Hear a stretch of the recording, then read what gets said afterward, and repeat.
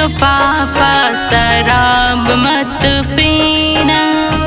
जीना है तो पापा शराब मत पीना। जीना है तो पापा शराब मत पीना।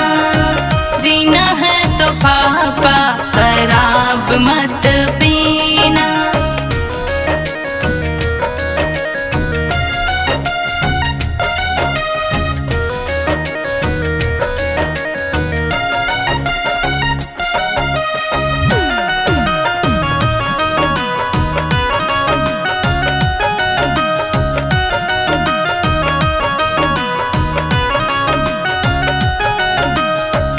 उसी 4 पैसे से मैं पढ़ जाऊंगी।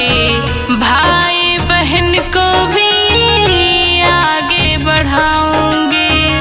कहते हैं लोग तेरा बाप है कमीना। जीना है तो पापा शराब मत पीना। जीना है तो पापा शराब मत पीना। जीना है तो पापा शराब मत पीना।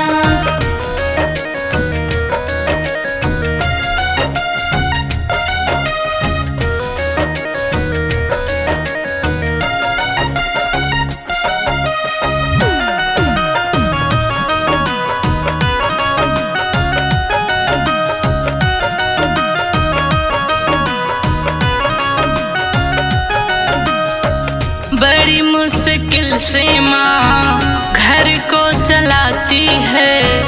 खुद भूखी रह के वो सबको खिलाती है।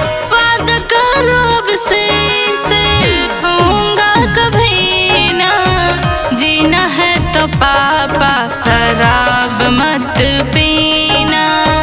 जीना है तो पापा शराब मत पीना। जीना है तो पापा शराब मत पीना।